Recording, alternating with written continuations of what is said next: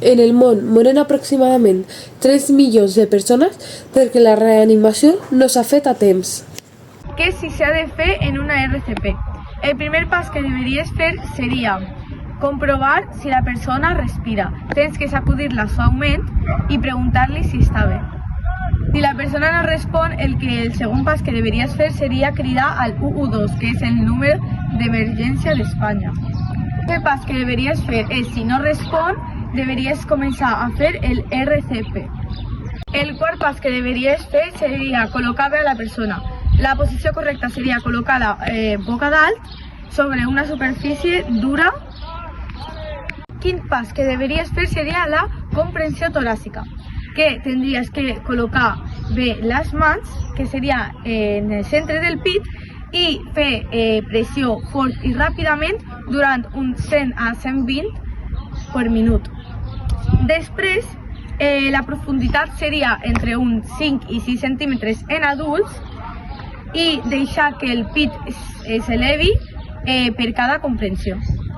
Per últim, el sèptim pas que deberies fer seria utilitzar un desfibrilador DEA si ho tens algú. Això només tens que seguir les instruccions i ja està.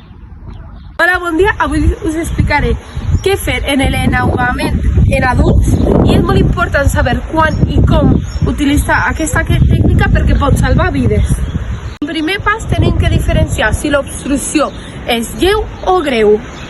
Si l'obstrucció és lleu significa que la persona pot respirar, tossir i parlar i significa que no tenim que intervenir. Hem de deixar que la persona tossi.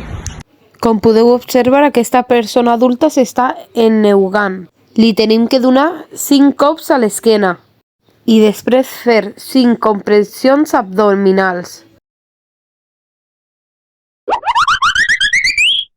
Si la persona queda inconscient, tenim que llamar al 112 immediatament. Després estirar-la al terra i, si saps, començar la RCP. Lateral de seguretat és una tècnica que s'usa als primers auxilis per quan la persona està inconscient però pot respirar. El que es fa és posar-la de costat perquè pugui seguir respirant correctament i que no s'ofegui amb la seva llengua o amb el seu vòmit. Primer posam a la persona inconscient estirada boca amunt amb les cames rectes. Després doblegues el braç més proper a tu format un angle recte amb el cos. Ara tens que alçar el genoll més lluny a tu, però tocant el peu al terra. Ara quan tinguis a la persona en la posició correcta, la gires cap a tu i la poses de costat. Ara el que tens que fer molt important és posar-li el braç baix el cap perquè la via respiratòria quedi oberta. I l'últim pas que has de fer és comprovar que la persona continuï respirant adequadament.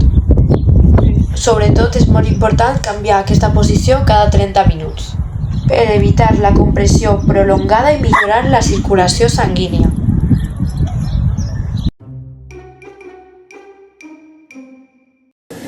Ara, per últim, us vull explicar la DEA, que està ara a molts llocs públics, per exemple les escoles, que és un dispositiu portàtil que serveix per veure el ritme cardíac.